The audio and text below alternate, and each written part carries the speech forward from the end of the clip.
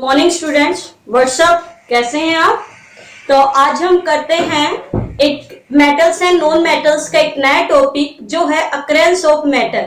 यानी मेटल हमें देखो, कोई भी मेटल है वो ज्यादातर जो एटम मेटल्स हैं वो क्या होते हैं, कंबाइंड स्टेट में मिलते हैं। मतलब वो हमें अर्थ क्रस्ट में जो हमें मिलते हैं वो हमें प्योर फॉर्म में नहीं मिलते, हमें उन्हें क्या करना पड़ता है, प्योर करना पड़ता है। वो इम्प्योर फॉर्म में होते हैं और इम्प्योर से हमें क्या करना पड़ता है, प्योर फॉर्म में करना पड़ता है। तो अक्रेंस ऑफ मेटल्स जो है वो मेटल्स दो टाइप के होते हैं। एक तो वो metal which are found in free state and the other metals which are found in combined state. अब क्वेश्चन ये है, what are the free state metals. Free state metals are those metal which are non-reactive या which do not react with the water, air। जो water और air के साथ क्या नहीं करते, रिएक्ट नहीं करते। मीन्स जो नेचर में कैसे हैं, नॉन रिएक्टिव है, जिन्हें हम क्या बोलते हैं, नोबल मेटल्स। क्या बोलते हैं, नोबल मेटल्स। जैसे मैंने आपको बताया हुआ भी है पहले भी, कौन कौन से होते हैं, प्लेटिनम, गोल्ड, सिल्वर। ये जो होते हैं ये कैसे होते हैं भाई, फ्री स्टेट में मिलते हैं। क्यों? क्योंकि ये कैसे मेटल्स हैं, नॉन रिएक्टिव। फ्री स्टेट मतलब फ्री, एज इट इज, जैसे हैं वैसे ही मिलेंगे। तो क्या होंगे, फ्री स्टेट में कौन से मिलेंगे, those metals which are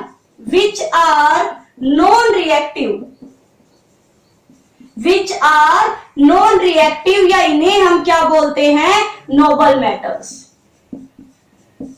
which are non-reactive are found in free state।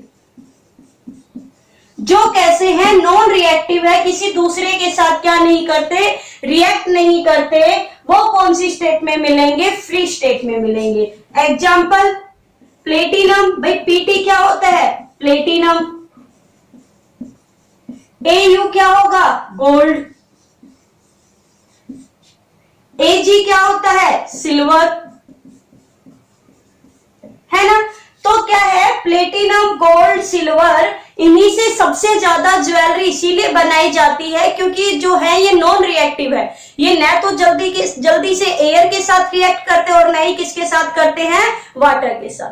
देखो, मान लो आपने गोल्ड का कुछ पहना हुआ है, चेन पहनी हुई है, कंगन पहने हुए, कुछ भी पहना हुआ है, नोज पिन पहनी हुई है, तो क्या अगर आप नहाते हैं तो ये थोड़ी ना वो टाइम के साथ वो खराब हो जाता है, नहीं। गोल्ड तो कैसा रहेगा, प्योर ही रहेगा। प्लेटिनम भी कैसा रहता है, वैसा ही रहता है। तो ये क्या होते हैं, किसी के साथ रिएक्ट नहीं करते, इसलिए एज इट इज अपने फ्री स्टेट में। गोल्ड है वो गोल्ड की फॉर्म में मिलेगा, बिल्कुल प्योर गोल्ड ही मिलेगा, उसको थोड़ा सा रिफाइन करना पड़ता है। अगर हम बात करें कंबाइंड स्टेट की, कंबाइंड मीन्स क्या होता है भाई, जुड़ना, किसी दूसरे के साथ क्या होना, कंबाइन होना। तो क्या होंगे, जो मेटल एयर के साथ रिएक्ट करेगा वो ऑक्साइड की फॉर्म में मिलेगा, कुछ वाटर के साथ रिएक्ट करेंगे वो वेपर्स की फॉर्म में मिलेगा, कुछ सल्फर के साथ रिएक्ट करेंगे वो सल्फाइड फॉर्म में मिलेगा। तो क्या होंगे, जो मतलब जैसे धरती के अंदर मेटल, भाई हम जानते हैं, हम ज्यादातर मेटल है, लोहा, कॉपर वगैरह कहां से निकालते हैं, नीचे खान से तो निकालते हैं, अर्थ क्रस्ट से तो निकालते हैं, धरती से ही। तो ये क्या होते हैं, वहां पर मिट्टी मिली, मिट्टी के साथ रिएक्ट कर गए, गैसेस थी, उन गैसेस के साथ रिएक्ट कर गए, तो वो सभी मिनरल्स है, मिनरल के साथ रिएक्ट कर गए। तो क्या है, वो मेटल रिएक्ट करके एक इम्प्योर फॉर्म में हो जाता है। रिएक्ट करके उसकी बहुत सारी लेयर बन जाती है, उसके ऊपर कोई सल्फर की, कोई ऑक्सीजन की, कोई किसी की। तो वो कैसा हो जाता है, प्योर से कैसा हो जाता है, इम्प्योर फॉर्म में हो जाता है, यानी वो कंबाइन हो गया उन सभी चीजों से।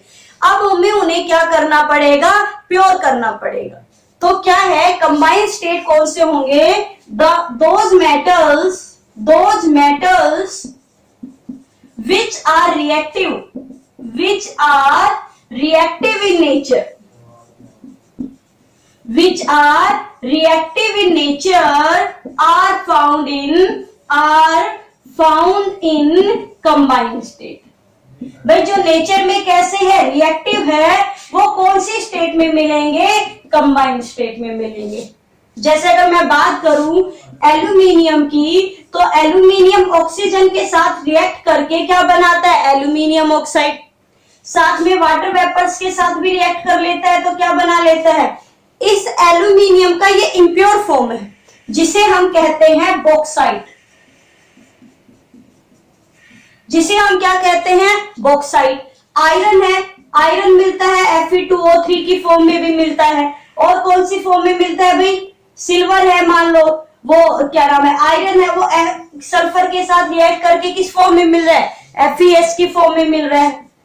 HgS सिनेबा, यानी मरकरी है, वो सल्फर के साथ रिएक्ट करके कौन सी फॉर्म में मिलती है, प्योर मरकरी ना मिलके HgS में मिलती है। फिर इस HgS से हमें सल्फाइड को अलग करना पड़ता है और मरकरी को अलग। ऐसे ही एल्यूमिनियम है, वो बॉक्साइट की फॉर्म में मिलेगा, उसके साथ ऑक्सीजन है, वाटर वेपर्स है, इसकी रिएक्शन करवा के इसको प्योर करेंगे तो इससे ये ऑक्साइड अलग करना पड़ेगा, वाटर वेपर्स अलग करना पड़ेगा, और हमें क्या मिल जाएगा, प्योर एल्यूमिनियम।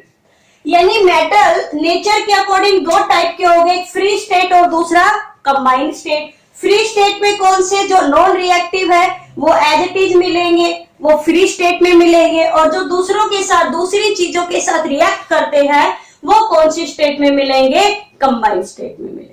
तो अब चलिए कि मेटल मिलता कैसे है, कैसे उसे प्योर किया जाता है, ये सारी चीजें अब हम पढ़ेंगे।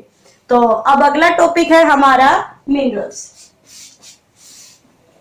आपने नोट डाउन कर लिया होगा साथ के साथ में, या स्क्रीनशॉट ले लिया करो ताकि आप बाद में क्या कर सको, उसको नोट डाउन, वरना जैसे ही मैं पढ़ाती रहती हूँ आप साथ के साथ क्या करते रहा करो, उसको नोट डाउन करते रहा करो। और हाँ, कमेंट बहुत कम स्टूडेंट्स करते हैं, कमेंट किया करो, उसमें क्या कंजूसी करनी, पढ़ते हो तो कमेंट करने में क्या कंजूसी और लाइक में क्या कंजूसी, है ना। तो चलो, अब जो मेटल है वो देखो जब अर्थ क्रस्ट में होते हैं उसे हम कहते हैं मिनरल्स। भाई कोई भी, जैसे हम कहते हैं कि वहां हमें क्या मिला है, बहुत सारा चांदी मिला है, या वहां बहुत सारे लोहे के भंडार है, वहां पेट्रोल का भंडार है, वहां कोयले का भंडार है, तो कोई भी मेटल जब वो इम्प्योर फॉर्म में कहां होता है, अर्थ क्रस्ट में होता है, धरती के नीचे होता है, तो उसे हम क्या कहते हैं, मिनरल्स। क्या कहते हैं उसे हम, मिनरल्स। लिखिए,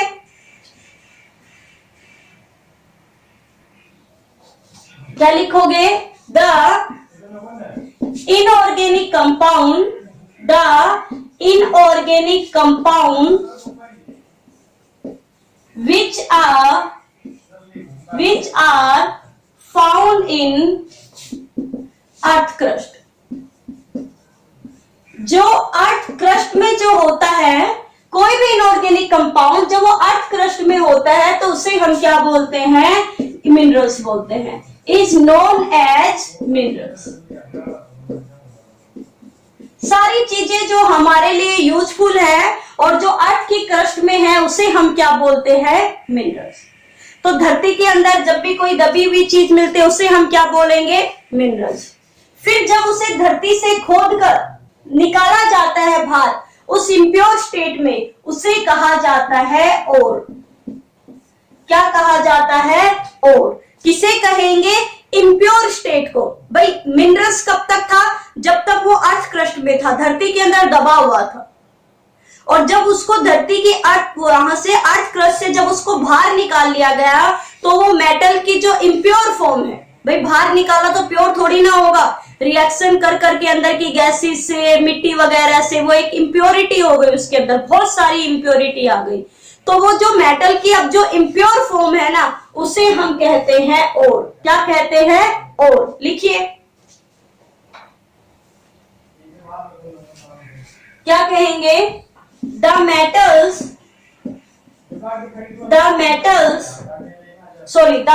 नहीं, the minerals from which the metal can be extracted। मतलब कि वो मिनरल्स क्या लिखा भाई? Minerals, MINERALS। वो मिनरल्स जब हमने धरती से निकाले, जिससे हम मेटल को क्या कर सकते हैं? निकाल सकते हैं। फॉर किसके लिए? प्रॉफिट के लिए। फॉर कन्वेंसली मतलब यूज करने के लिए। For कन्वेंसली and profitable,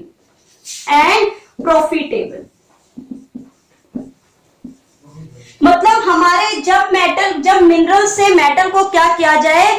pure form में, जहां से मिनरल से मेटल को प्योर फॉर्म में चेंज कर दिया जाए, जो हमारे लिए प्रॉफिटेबली है, प्रॉफिट भी हमें दे और हम उसको क्या कर सके?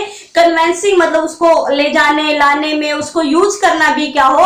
आसान हो, तो उसे हम क्या बोलते हैं? और, है ना। या फिर हम इसे क्या कह सकते हैं? दूसरी, the impure form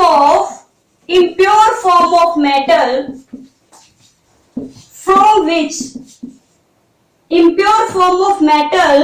from which a pure metal can be extracted।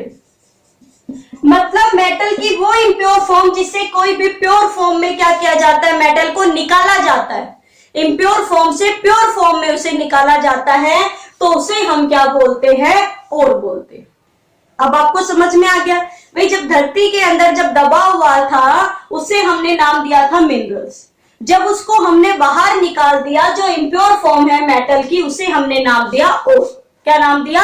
और। चलिए अब थोड़ा सा और करते हैं। आई होप आपको ये अच्छे से समझ में आ रहा होगा। आप साथ में नोट डाउन भी कर रहे होंगे। इसके बाद है देखो गैंग पार्टिकल्स। ये 1 मार्क्स की डेफिनेशन आती है भाई। कभी आप सोच रहे हो कि नहीं मैम ऐसे पढ़ा रही है, तो ये 1 मार्क्स की क्या आती है? डेफिनेशन आती है। ठीक है, अब है गैंग पार्टिकल। गैंग पार्टिकल क्या होते हैं? Gang particles, the impurity which is mixed with the ore। भाई ओर के अंदर जो इम्प्योरिटी पाई जाती है, उसे हम क्या बोलते हैं? Gangue particle. is known as gang particles। वो इम्प्योरिटी जो मेटल के साथ कैसी हो पाई जाती है, उसे हम क्या बोलते हैं? Gangue particle. जैसे एग्जांपल कौन कौन सी हो सकती है? सैंड पार्टिकल्स हो सकते हैं, है ना। छोटे छोटे स्टोन्स हो सकते हैं। उन इम्प्योरिटी को हम क्या नाम देते हैं? गैंग पार्टिकल नाम देते हैं। क्या नाम देते हैं भाई? गैंग पार्टिकल नाम देते हैं। तो सबसे पहले हमने पढ़ा मिनरल्स, फिर हमने किसके बारे में पढ़ा? ओर्स के बारे में। फिर हम क्या पढ़ रहे हैं कि गैंग पार्टिकल्स क्या होते हैं। क्या पढ़ा हमने? गैंग पार्टिकल्स क्या होते हैं। अब हम पढ़ेंगे फ्लक्स। क्या होता है? फ्लक्स करना क्या होता है?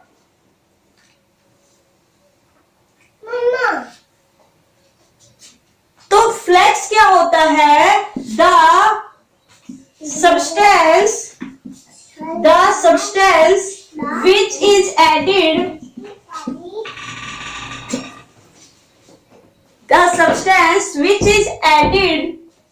for the reduction of matter। Reduction of ore, भाई ओर के रिडक्शन के लिए, उसको प्योर करने के लिए जो सब्सटेंस ऐड किया जाता है, उसे हम क्या बोलते हैं? फ्लक्स। क्या बोलते हैं उसे हम? फ्लक्स। ठीक है, देखो गैंग पार्टिकल यानी गैंग पार्टिकल को रिमूव करने के लिए हम क्या डालेंगे? फ्लक्स डालते हैं। ठीक है, और एक होता है स्लैग। स्लैग क्या होता है? जब इस गैंग पार्टिकल के साथ क्या करे? फ्लक्स रिएक्ट करे,